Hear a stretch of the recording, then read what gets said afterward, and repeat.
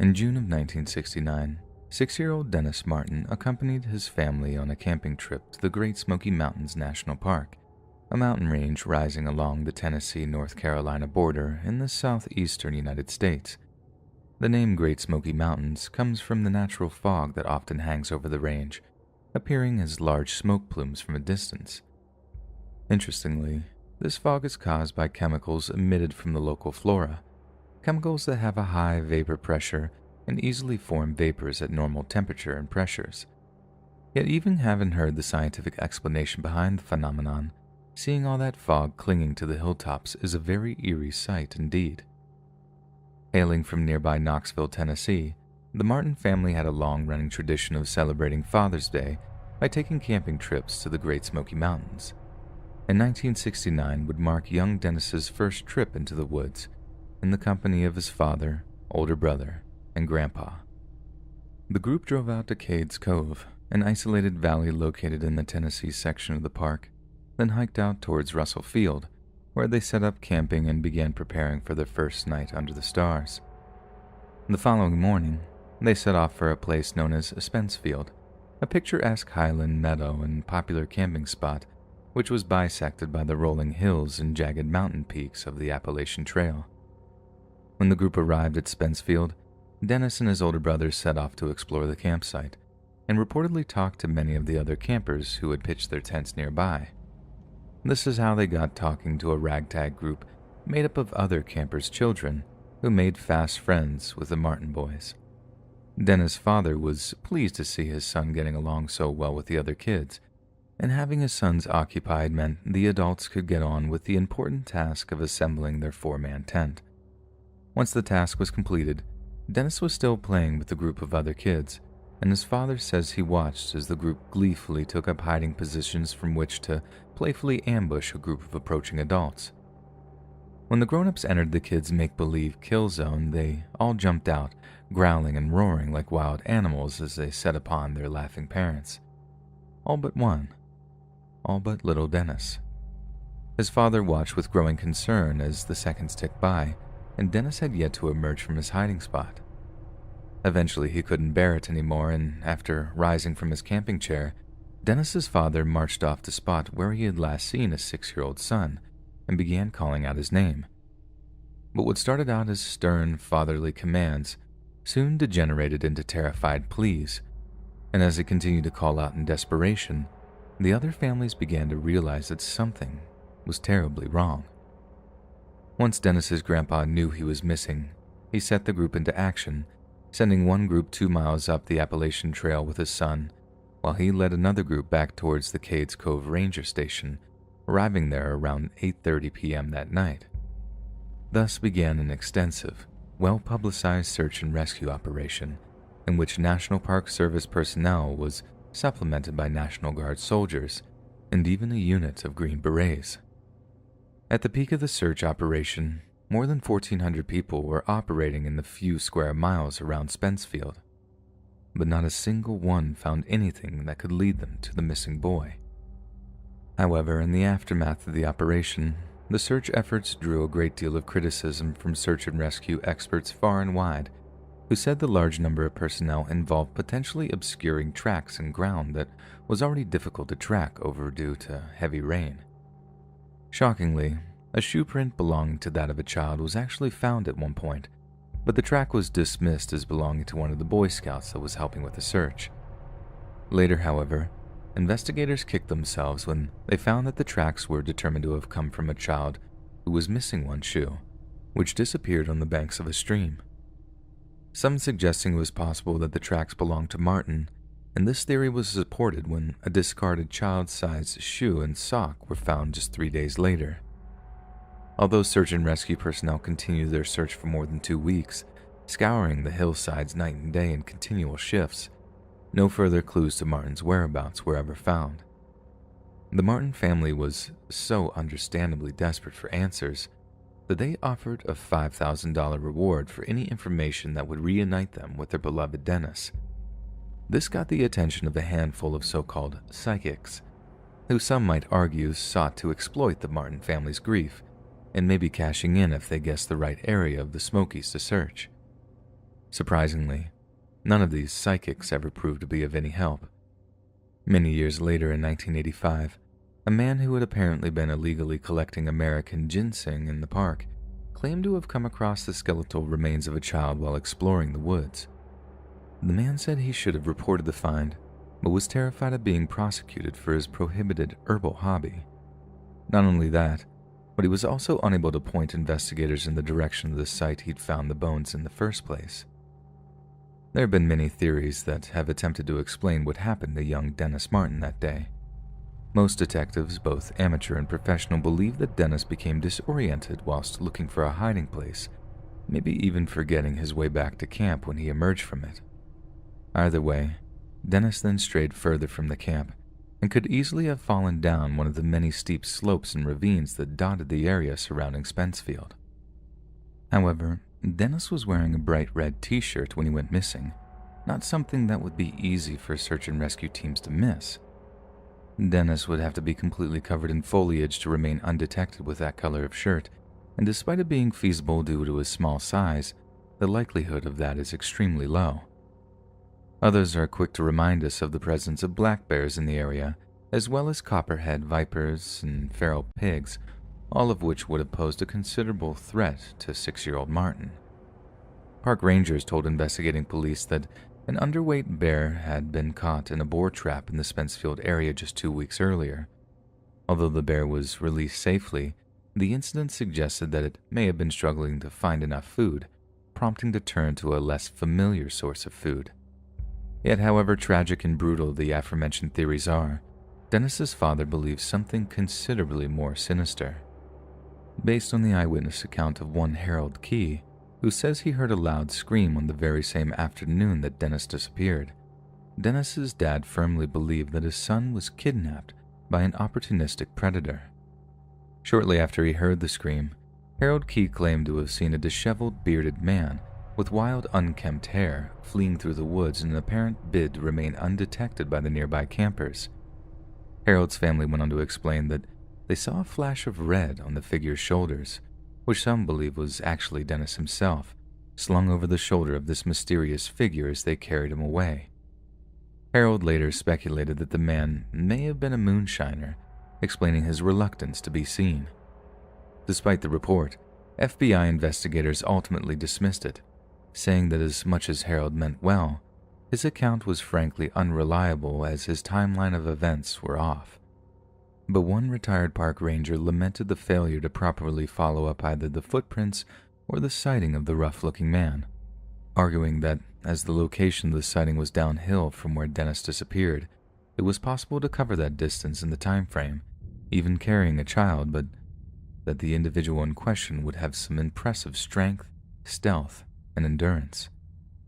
So if this is the case, who is this hairy mystery man?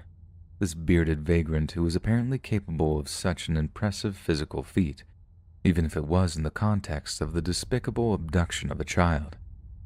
Given the lack of investigation into his sighting or his tracks, it seems we might never know.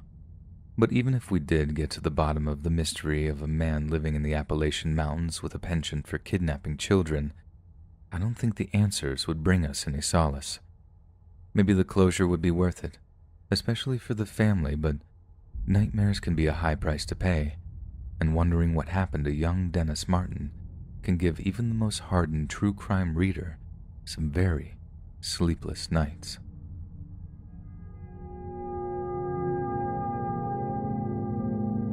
Established in 1908 by Theodore Roosevelt, the Big South Trail is an 11-mile hiking route that winds through the rugged Comanche Peak wilderness into Colorado's Rocky Mountain National Park. Experienced hikers have described the Big South Trail as of average difficulty, but as one said, there are some areas where the ledges were only 24 inches wide. It can be really tough, and if you're not in shape, it'll take a lot out of you. Known for its picturesque beauty, the trail is also something of a wildlife haven and is home to elk, bobcats, black bears, and mountain lions, just to name a few. While average temperatures on the trail range from highs in the upper 60s in the summer to frigid lows of 10 to 15 degrees in the winter, making it perfect for both sunny and snowy outdoor activities. The area's wild natural beauty is partly what motivated brothers Alan and Arland Atadero to found the Poudre River Resort, a place for hikers and outdoorsmen of every variety to indulge in their hobby of choice. Alan mentioned that he and his brothers spent so much time there that they felt that they were becoming part of the landscape itself. So in the end, it just made sense to move their families out there. Life at the resort was relatively carefree until the fall of 1999, when a Christian singles group was helping Alan prepare for winter in exchange for free lodging. On October 2nd, the Christian singles group decided that they wanted to go visit a nearby trout farm just short of 2 miles from the resort itself.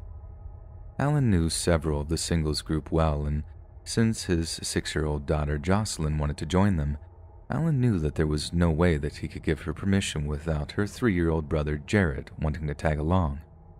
So, since he trusted the singles group, Alan gave them permission to take his kids with them on their hike at about 10 o'clock that morning. Excited to be on one of his first real outdoor adventures, Jared would keep on running ahead of the group, but no more than about 100 feet before his guardians in the singles group would call him back. At around 11:30, the group stopped to talk to some fishermen that their little Boy Scout had run into while on point, and after a brief conversation, they continued on down the trail. By this time, the group had begun to separate or spread out as they walked. Some people faster and some slower, with at least one adult with Jared's sister and Jared, who continuously ran ahead of everybody else. Shortly afterward, little Jared rounded a corner on the trail and disappeared from view. Technically, he was no further ahead than he usually was, so his guardians didn't worry too much. But when they too rounded the corner, there was no sign of him in the little beige coat he was wearing. One of the singles groups rushed ahead to try to find the boy, but he was nowhere to be found, and as it turned out, that last image of young Jared turning the blind corner on the trail was the last time anyone would see him alive. Over the following few days, a huge search and rescue operation was mounted, but not a single sign of Jared Atadero was found. In fact, it would take almost 4 years for any clues of his demise to be found, but these clues seemed to only raise many more questions than they answered.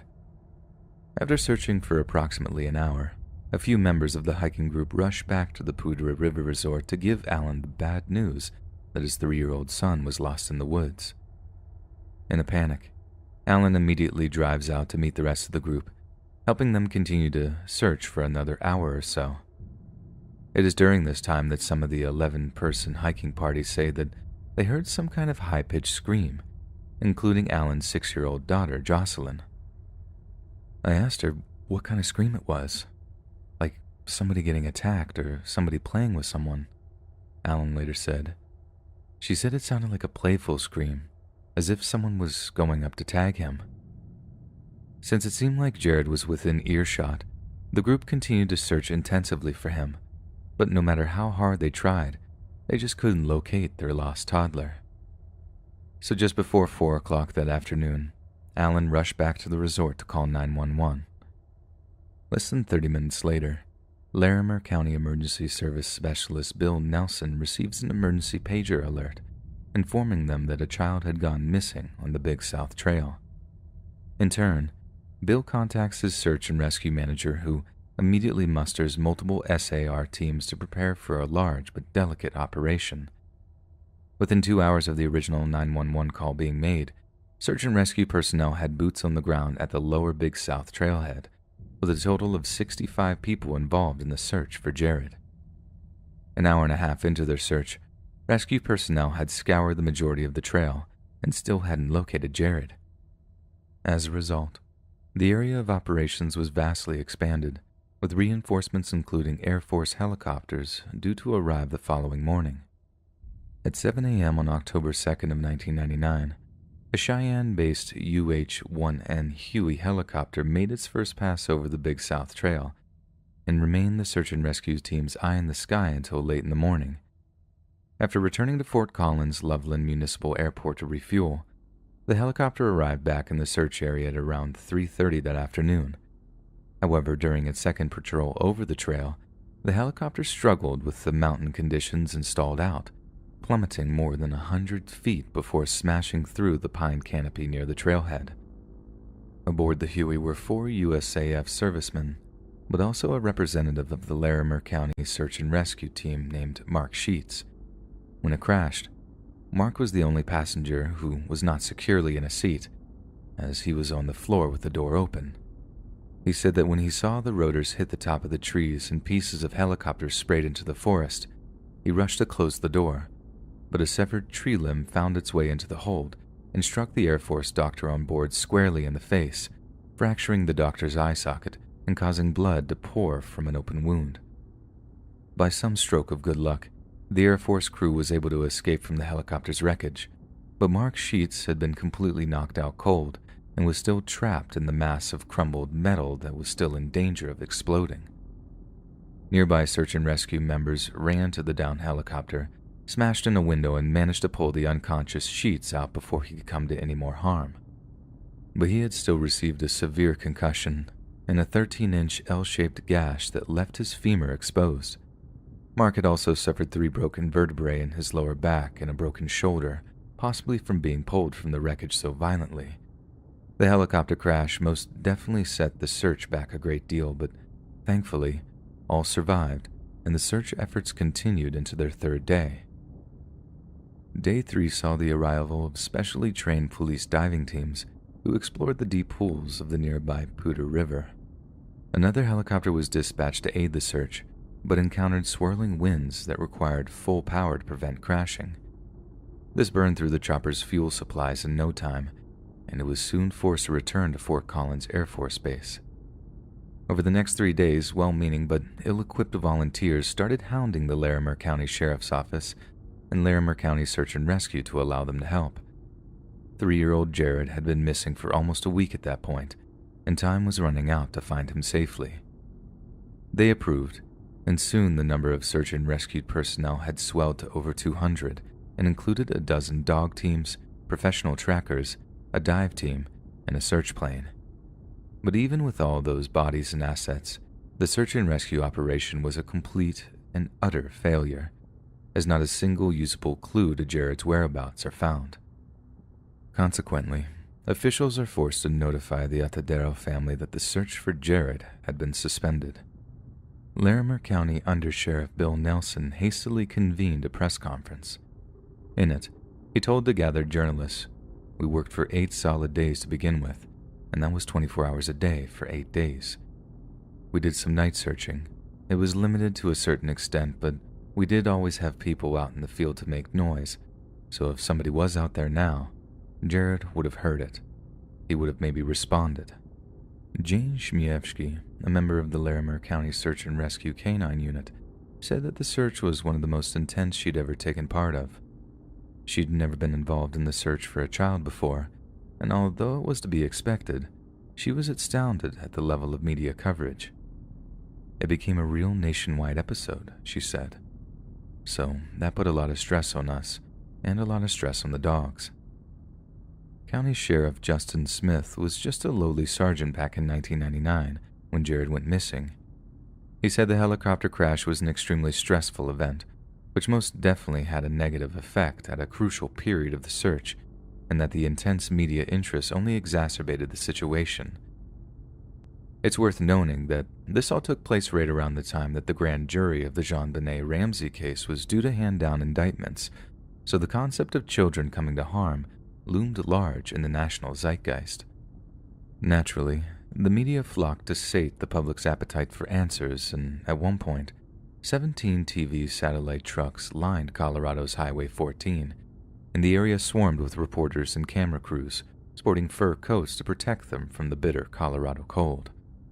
Meanwhile, police information hotlines were buzzing with calls, including a number of self-proclaimed psychics who claimed they knew where SAR operators could find the terrified but still living Jared. TV crews observed a Native American medicine man visiting the area, who informed them he had arrived to perform a kind of ritual in which he would ask the mountain to return the boy to his parents. And in one particularly unusual but wholesome incident, a barefoot man with a mule showed up on the trail and volunteered his services in the search effort. But as much as the gesture was a heartfelt one, Dog teams and aircraft had failed to find any sign of Jared, so one more pair of eyes on the ground proved of little use. As much as it hurt them to do so, rescue volunteers were forced to call off their search entirely, and for years, the case of little Jared's disappearance remained a complete and utter mystery. Cut to June of 2003, when hikers Rob Osborne and Gareth Watts were making their visit to the Big South Trail. "We singled out the Poudre Canyon as an area we'd like to explore," Rob said, "so we decided on getting there via the Big South Trail. We'd heard how gorgeous a hike it was, how beautiful and wild the area around the river was, and since that's the whole reason Gary and I got into hiking, we figured we'd pay it a visit." While on their hike, Rob and Gareth wound up in a rock field and decided to hike up around 2,000 feet to reach its top. "It's remarkable country up there, but it really was a scramble," Gareth later said. "You're constantly watching your feet. Focus on the area in front of you so you don't end up twisting an ankle or something." He and Rob had hiked areas in the vicinity before and were obviously aware of the Jared Atadero mystery owing to the amount of media attention it received. And, as experienced outdoorsmen, they had spent one or two occasions theorizing on the cause of the boy's disappearance. "We'd figured he'd been swept downstream, maybe taken by a mountain lion," Rob said. "Obviously, there was the possibility of something more sinister happening, but it's something we didn't really talk about. Having kids of our own, it just didn't bear thinking about." But since they were hiking the exact area that Jared had gone missing, the pair felt an eerie sense of dread and couldn't keep their minds off the mysterious and heartbreaking incident. But neither must have expected the discovery they were due to make that day. Rob and Gareth usually stuck to popular hiking trails, mainly for safety purposes. But on that first visit to the Big South Trail, with the thought of Jared's disappearance in their minds, they took it upon themselves to wander off the trail. "We didn't set out to find anything," Gareth added. "We figured if a whole team of guys couldn't find anything, there was no way we could. But I guess there was an element of what if, you know." Then about an hour into the hike, we just walked right into it. I couldn't believe my eyes at first. But there they were, clear as day. Rob and Gareth had somehow stumbled across a set of child's clothes, more than 500 feet up the trail from where he was last seen. "That's when I saw the shoe," Gareth said. "It was a kid's shoe, definitely, and it was pristine, like somebody had just took their foot right out of it, you know? Fresh, like you might look up and see a kid hopping around looking for their sneaker." But then, the two hiking buddies found another matching shoe, a brown fleece jacket and a pair of blue sweatpants that had been turned inside out. In their eyes, there was no way these clothes could be Jared Atadero's. The boy had been missing almost 4 years by that time, and it wasn't conceivable that they could be exposed to elements for all this time. It still looked brand new. But still, just in case, the two men took photographs of the clothes and called 911 at the next available opportunity. They complied with the detective's request to email over the photographs they'd taken, which were then forwarded to Alan Atadero, who was living in Littleton at the time. The detective was stunned when he received a reply stating that the clothes did indeed belong to Jared. Within 24 hours, state authorities had assembled a team consisting of Larimer County Sheriff's Office members, Larimer County Search and Rescue officials, rangers from the Colorado Division of Wildlife, and volunteers from an organization known as NecroSearch. All were directed to meet at Big South Trailhead to start search for remains of Jared. Later, with Alan Atadero and personnel from the local Child Protection Network joining the search effort, they managed to recover the remains of the entire outfit that Jared was wearing on the day of his disappearance, which were scattered over a 25-foot area. While the cloth jacket had what appeared to be puncture marks and the pants were tattered, the nylon shoes had little weathering, leading investigators to conclude that some of the items were sheltered from the elements and some were exposed. It was the simplest explanation, but not necessarily the correct one. Then, at a site at about 180 feet north and 20 feet higher in elevation than the place the clothing was found, police made a chilling discovery. It was a tiny piece of a human being's skull, wedged into a crevice and only barely visible with the naked eye. Nearby, on a log spanning the crevice where the skull fragment was found, police also found a human tooth. At 5 p.m. that evening, Alan Atadero and other members of the search teams summoned the throngs of TV news reporters to the trailhead and announced what he and the team had found. It was most definitely a breakthrough in the case, but again, the discovery only seemed to generate more questions than it answered, and it wasn't long before people were forced to come up with their own explanations. Canadian outdoorsman Les Survivor Man Shroud said that whatever is happening up on the Big South Trail is simply beyond human comprehension. In a lot of these cases, search and rescue or the volunteers searching people have already gone over certain areas, not once, not twice, but even dozens of times, he said. And then the child is found there maybe a year, maybe a few years later. It makes no sense at all. I've been out in the woods for years now, and I've seen all kinds of things, but still, I can't make sense of it all. Hiker Rob Osborne says there's a good chance the area where Jared's clothes were found wasn't searched during the initial effort, and that it was down to one simple thing. No way could a kid have climbed up to that spot on his own. No way. I mean, it was a struggle for Gary and I to get there. It was very rough terrain, so maybe the police should have searched that area the first time around, but at the same time, I can't blame them for rolling it out. Police dog handler Jane Schmievsky's conclusion from the get-go was that Jared's disappearance was due to an animal encounter. I'm not sure officially what has really been released as a finality, but it pretty much points to an animal encounter. Nothing else explains how he could have been dragged up so high, unless of course it was a person that took Jared that morning. This was where SAR specialist Bill Nelson's testimony gets a little frightening.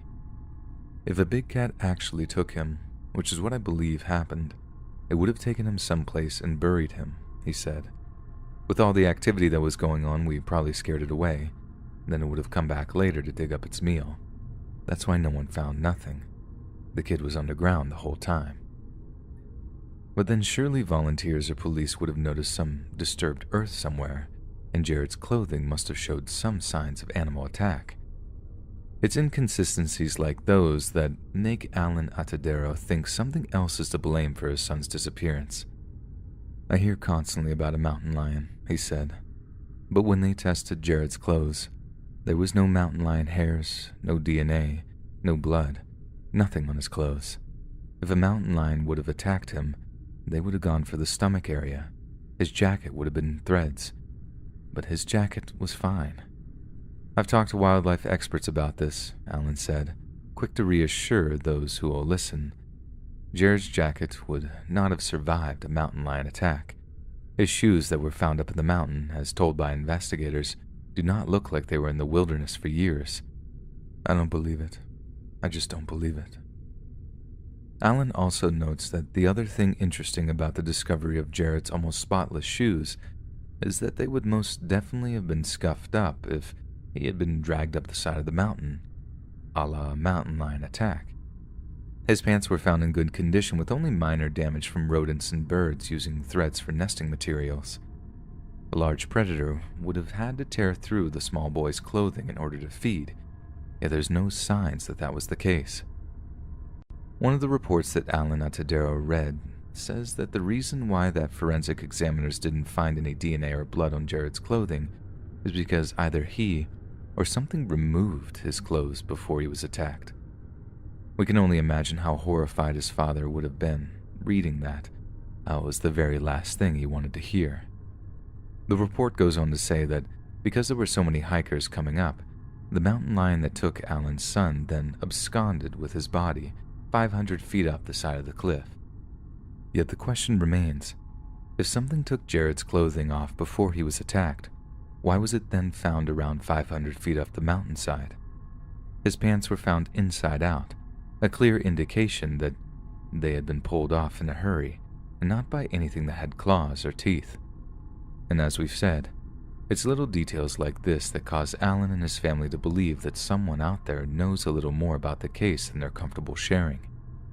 Jared's disappearance has never been fully explained by either U.S. law enforcement or their amateur counterparts. But it's important for mountain lion theorists to keep this in mind that since 1915, there have been a grand total of 14 reported mountain lion attacks in the US and Canada that have resulted in fatality. The chances of being attacked by one are tremendously low, and even lower when you consider that Jared was part of a large group of hikers. These hikers were intensively questioned by the police, as it seemed natural that at least one of them would be held responsible for his disappearance. But multiple homicide detectives said interviews with hiking group members showed no obvious red flags and that no evidence pointed toward their guilt. As a result of such speculation, theories seeking to explain such mysterious events have evolved from purely rational possibilities to bizarre, conspiracy theory-like explanations, such as cryptid attacks or alien abduction. But as much as people keep throwing ideas at the wall, nothing is sticking. And as more and more time goes by, it looks more and more likely that the disappearance of young Jared Atadero will forever remain a heartbreaking but terrifying mystery.